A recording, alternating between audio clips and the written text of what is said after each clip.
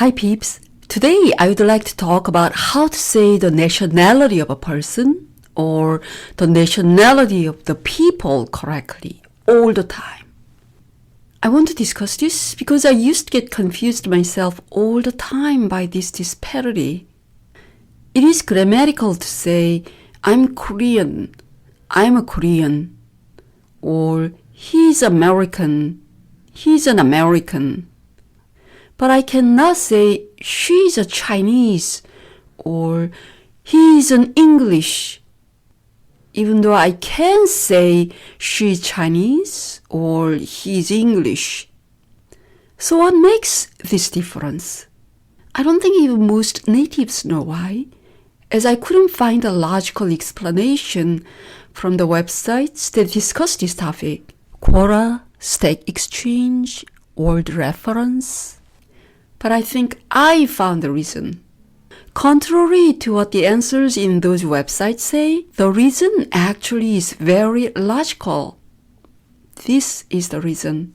If the name ends with a sibilant sound, s, z, sh, ch, we cannot use an indefinite article alone. To know more about how sibilant phonemes can make a difference in pronunciation, take my online pronunciation course. If the name ends with a sibilant sound and we want to use indefinite article with it, we have to add a person, man, or woman at the end. So for example, an English man, an Irish woman, a Spanish person, a Chinese woman, a Japanese man. If the name does not end with a sibilant sound, we can use an indefinite article without the additional person, man, or woman. So, for example, a Korean, an American, a Mexican, a German. Does that make sense? Moving on to talk about the nationality of the people, there are two methods. If the name ends with a sibilant sound, it is treated like an adjective. And I hope you know this rule. The plus adjective equals a class of people that share the property of the adjective. So for example, the rich means rich people. The poor means poor people. The same rule applies when the name ends with a sibilant sound, s, z, sh, ch. For example, the Spanish, the British, the French, the Irish, the Dutch, the Finnish, the Swiss, the Vietnamese, the Chinese, the Japanese.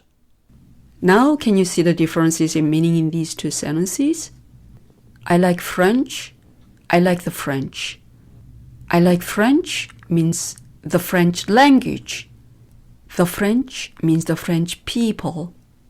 If the word does not end with a sibilant sound, it's treated like a singular countable noun.